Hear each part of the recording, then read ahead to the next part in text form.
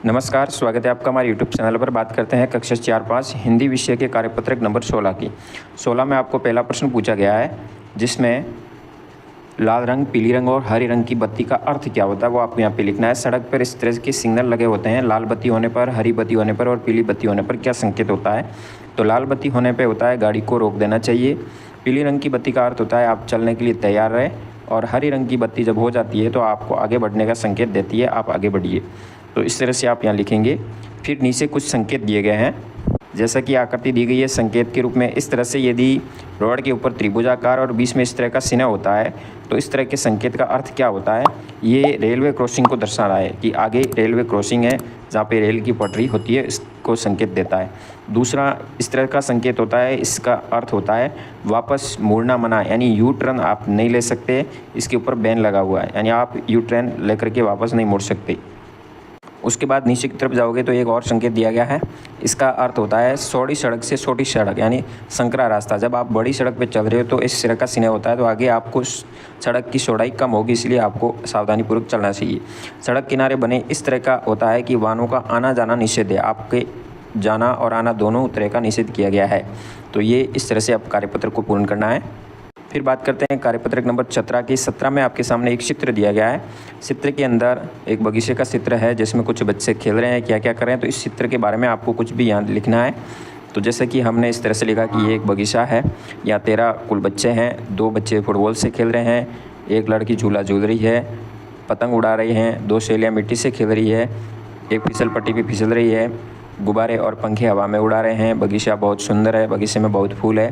तो इस तरह से आपको इसके बारे में 17 नंबर कार्यपत्रक में लिखना है। फिर बात करते हैं कार्यपत्रक नंबर 18 की। 18 में समान ध्वनि वाले शब्दों का मिलान करना है। जैसा कि चित्र में दिखाया गया है, जोकर की तरह कौन सा समान ध्वनि दे रहा है, तो ठोकर से मिलाएंगे। सीता को गीता, फिर लकड़ी को मकड़ी, आधा राधा, जैसा वैसा, खेला मेला, अगर। नीचे की तरफ जाएंगे तो लिखा हुआ है मगर। बंदर को अंदर, हीरा को मिलाएंगे खीरा से, हल्दी को जल्दी से, कक्षा को रक्षा से। इस तरह से मिलान करना है। नीचे आपके सामने कुछ समान ध्वनि वाले शब्द लिखने हैं, जैसे कि काम ध्वनि निकल रही है। इसी तरह धाम, टाम, दाम, जाम हो जाएगा। फिर लहर की तरह जहर, पहर, कहर, शहर। मेला की तरह केला, थेला, ठेला, तेला। फिर हो जाएगा खाना की तरह दाना, जाना, आना, गाना। इस तरह से आपको नए शब्द निर्माण करना है। फिर बात करते हैं कार्यपत्रक नंबर 19 की। 19 में विपरीत लिंग वाले शब्दों को रेखा द्वारा मिलान करना है। जैसे कि घोड़ा का घोड़ी हो जाएगा, नागिन का नाग हो जाएगा, बंदर का बंदरिया हो जाएगा, सीढ़ा का सीढ़िया हो जाएगा, धोबी का धोबी हो जाएगा। फिर दूसरे प्रश्न की बात करते हैं। दूसरे प्रश्न में आपको शब्दों को पढ़कर उनके विपरीत लिंग शब्द लिखने हैं, जिसके ठाकुर का हो जाएगा ठकुराइन, राजा रानी का राजा विपरीत लिंग हो जाएगा, भाई का बहन हो जाएगा, शहर का शहरनी हो जाएगा, बकरी की बकरा हो जाएगा। फिर बात करते हैं तीसरे प्रश्न की।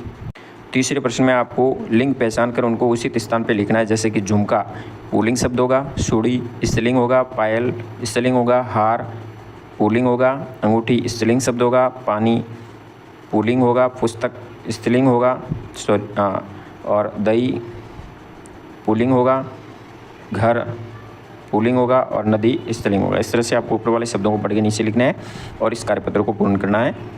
फिर बात करते हैं कार्यपत्रक नंबर 20 की। 20 में कविता दी गई है। 1 है मुर्गी, 2 है अंडे, 3 तितलियाँ, 4 है झंडे, 5 अंगुलियाँ, 6 है घोड़े, 7 सिपाही, 8 पकोड़े, 9 है कलियाँ, तारे 10, हो गई गिनती, आ गई बस।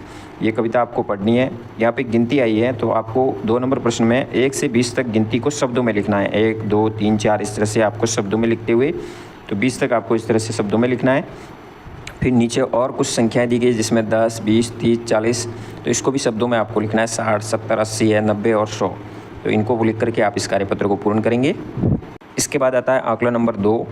पहला प्रश्न पूछा गया है, बकरी का पुल्लिंग शब्द हो जाएगा बकरा। शहरनी कौन से लिंग का उदाहरण है, तो शहरनी स्त्रीलिंग का है। पंडित जी पूजा कर रहे हैं, पंडित जी शब्द है वो कौन से लिंग का है, तो पुल्लिंग है। निम्नलिखित में से समूह आपको साँटना है। तो यहाँ पर आपको समूह यदि पुल्लिंग स्त्रीलिंग के हिसाब से साँटे तो इसमें कोई मेल नहीं खा रहा है, जिसमें इसलिए व्यक्तिगत के आधार पर माने तो 1 नंबर राइट हो सकता है, माता पिता पुत्री। फिर 5वें प्रश्न में शब्दों के लिंग बदल कर लिखने हैं। गाय का बैल हो जाएगा, नागिन का नाग हो जाएगा, मोर का मोरनी हो जाएगा, मुर्गा का मुर्गी हो जाएगा। फिर अगले प्रश्न की बात करते हैं। छठे प्रश्न की। छठे में आपको पक्षियों के नाम साँट कर लिखने हैं। कार, चिड़िया, पेन, तोता, इस तरह से लिखा गया है, जिसमें से पक्षियों के नाम आपको लिखना है, जिसमें चिड़िया है, तोता है, कबूतर है, मोर है, कौवा, कोयल, सील, बाज, इस तरह से। 7वें प्रश्न में आपको शब्दों में लिखना है 15, 9, 18, 11, 21, 35, इस तरह से। फिर 8वें प्रश्न में मिलान करना है, दिए गए कार्यों से उसको मिलान करना है, जैसा कि ये खाने के काम आती है रोटी, खेती के काम आता है, पहनने के काम आते हैं कपड़े वगैरह, ये यात्रा के काम आते हैं, ये दूध देती है, इस तरह से आपको लिखना है। इस चित्र पर 4 वाक्य लिखने हैं। यहाँ पे एक सड़क का चित्र है, बच्चे जेब्रा क्रॉसिंग से सड़क पार कर रहे हैं, गाड़ी रुकी हुई है, सभी नियमों का पालन कर रहे हैं, इस तरह से कुछ वाक्य यहाँ पे आपको लिखने हैं। तो इस तरह से आप आकलन नंबर 2 तक कार्य कर सकते हैं। धन्यवाद। जय हिंद, वंदे मातरम।